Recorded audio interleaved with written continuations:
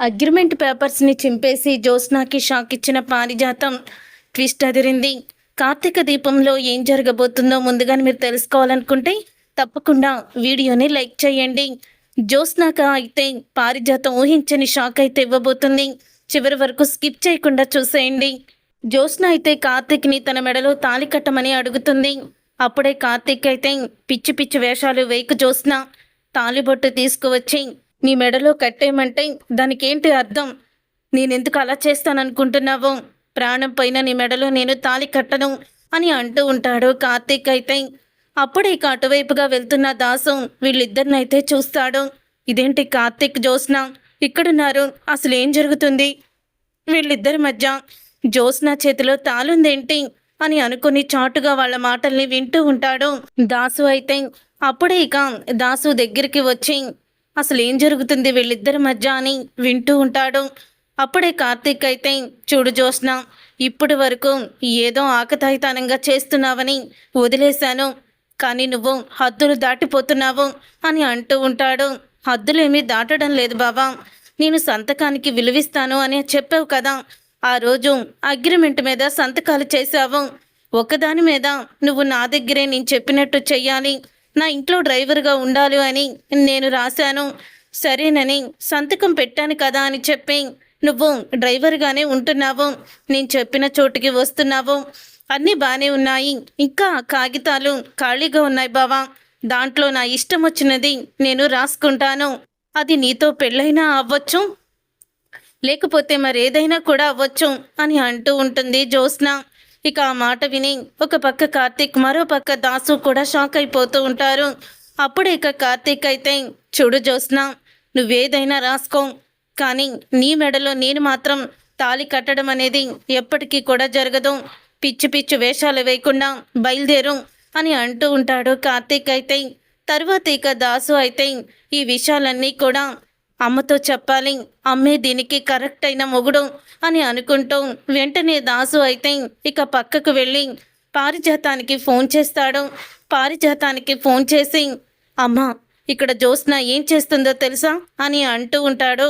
దాసు అయితే, నీ మనవరాలి జీవితాన్ని నాశనం చేస్తుందమ్మా అని అనగానే, రే దాసు, ఏమైందిరా? ఆ జ్యోత్స్న కార్తీక్ని తీసుకొని హాస్పిటల్కని చెప్పి ఎక్కడికో వెళ్ళింది, అసలు ఎక్కడికి వెళ్ళారో కూడా తెలియడం లేదు అని అంటూ ఉంటుంది పారిజాతం. వాళ్ళు నాకు కనిపించారమ్మా, ఒక ఓపెన్ ప్లేస్లో జ్యోత్స్న తాళి పట్టుకొని నుంచొని ఉంది. అప్పుడే అనుమానం వచ్చి వాళ్ళ దగ్గరికి వెళ్ళేసరికి కార్తీక్ని జ్యోత్స్న తాళి కట్టమని అడుగుతుంది అని అంటూ ఉంటాడు దాసు. దానికేం పోయే కాలంరా, దీపని పెళ్లి చేసుకున్నాడు, దీప కడుపుతో ఉంది, ఇంకా కార్తీక్ని పెళ్లి చేసుకుంటానంటుందేంట్రా అని అంటూ ఉంటుంది పారిజాతం. అవునమ్మా, నా కూతురికి అన్యాయం జరగకుండా నువ్వే చూసుకోవాలి. అల్లుడు తొందరపడి ఎటువంటి నిర్ణయం తీసుకోవడం అది నాకు తెలుసు, కానీ అల్లుడిని అది అగ్రిమెంట్ పేరుతో బెదిరిస్తుంది. ఇంకా నువ్వు సంతకం పెట్టిన అగ్రిమెంట్ కాగితాలు చాలా అంటే చాలా ఉన్నాయి నా దగ్గర, దాని మీద నేనేమన్నా రాసుకుంటాను అని చెప్పి అల్లుడిని బెదిరిస్తుంది అని అంటూ ఉంటాడు దాసు అయితే. నా కూతురు జీవితం నీ చేతుల్లోనే ఉందమ్మా, నువ్వేం చేస్తావో తెలీదు. ఇక అల్లుడిని జ్యోత్స్న బెదిరించకుండా చెయ్యాలి. జ్యోత్స్న చేతిలో ఉన్న తాళి తన మెడలోకి వెళ్ళకూడదు. అల్లుడు తొందరలో ఏదో ఒక నిర్ణయం తీసుకుంటాడు, అగ్రిమెంట్ మీద సంతకం పెట్టానని, అసలు కూడా అలా జరగకూడదు, నువ్వేం చేస్తావో నాకు తెలీదు అంటూ దాసు అయితే ఇక పారిజాతంతో చెప్తాడు. దానికి ఎలా బుద్ధి చెప్పాలో నాకు తెలుసురా అని అంటూ ఉంటుంది పారిజాతం. జ్యోత్స్న, నువ్వు ఇలాంటిదేదో చేస్తావని నేను ముందే ఊహించానే, రా ఇంటికి రా, నీకు నేను దిమ్మ తిరిగే షాక్ ఇవ్వబోతున్నాను అని అంటూ ఉంటుంది. ఇక పారిజాతం మనసులో అనుకుంటూ ఉంటుంది.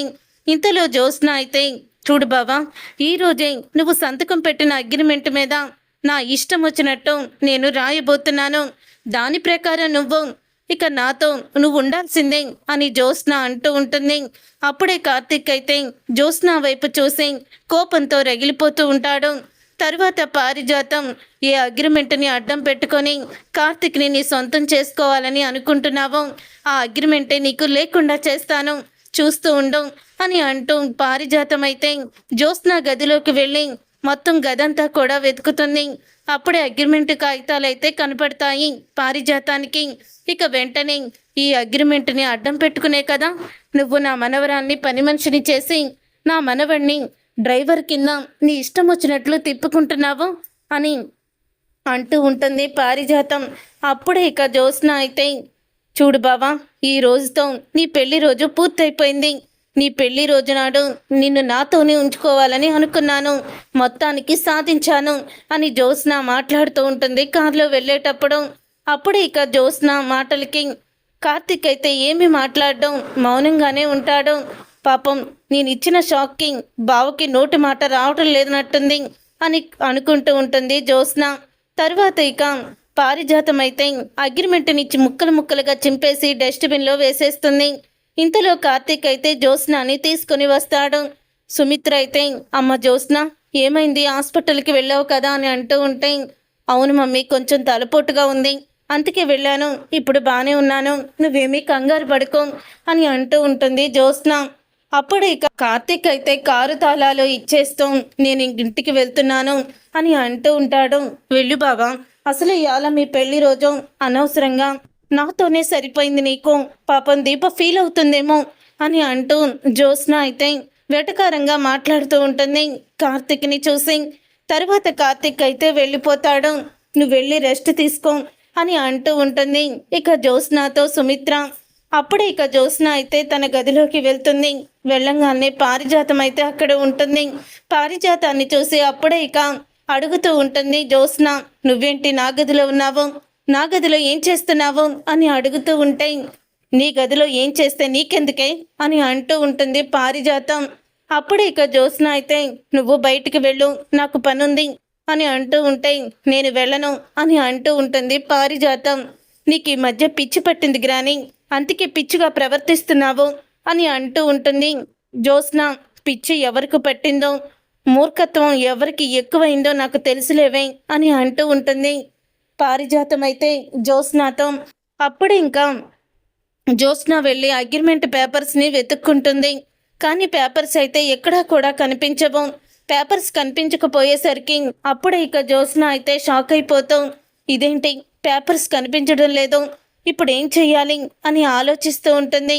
అప్పుడే ఇక జ్యోత్స్న, గ్రాని, ఇక్కడ అగ్రిమెంట్ పేపర్స్ ఉండాలి, నువ్వేమన్నా తీసావా అని అంటూ ఉంటే, అవి అక్కడ లేవు, నువ్వు వెతికేవి అదిగో ఆ డస్ట్బిన్లో ఉన్నాయి చూడు అని అంటూ ఉంటుంది పారిజాతం. ఒక్కసారి జ్యోత్స్న షాక్ అయిపోతూ డస్ట్బిన్ వైపు చూసి పేపర్ ముక్కల్ని చూస్తుంది. షాక్ అయిపోతూ, ఎవరు అగ్రిమెంట్ పేపర్స్ని ఎవరు చింపేశారు అని అంటూ ఉంటుంది జ్యోత్స్న కోపంగా. నేనే చింపేశాను అని అనగానే ఒక్కసారి జ్యోత్స్న షాక్ అయిపోతూ ఉంటుంది.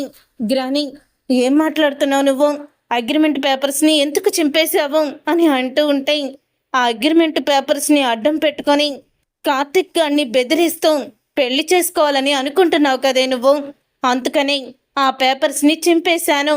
ఇప్పుడు నువ్వు వాడిని ఎలా బెదిరిస్తావో నేను చూస్తాను. నువ్వు దీపకి అన్యాయం చేస్తూ ఉంటే చూస్తూ ఊరుకుంటాననుకుంటున్నావా? గుర్తుపెట్టుకో, దీపకి నువ్వు ఎట్టి పరిస్థితుల్లో అన్యాయం చెయ్యలేవు. ఈ పారిజాతం ఉండగా కార్తీక్ దీపాల మధ్య నిన్ను రానివ్వను అని పారిజాతం జ్యోత్స్నకి ఊహించని షాక్ అయితే ఇచ్చేస్తుంది. చూసారుగా ఫ్రెండ్స్, రాబోయే కథలో ఖచ్చితంగా ఇలాగే జరగబోతుంది. మరి ఇలాగే జరగాలని మీరైతే కోరుకుంటున్నారా? అయితే వీడియోని తప్పకుండా లైక్ చేయండి. మీరు చేసే ఒక్క లైక్ మాకు ఎంతో సపోర్ట్ని ఇస్తుంది.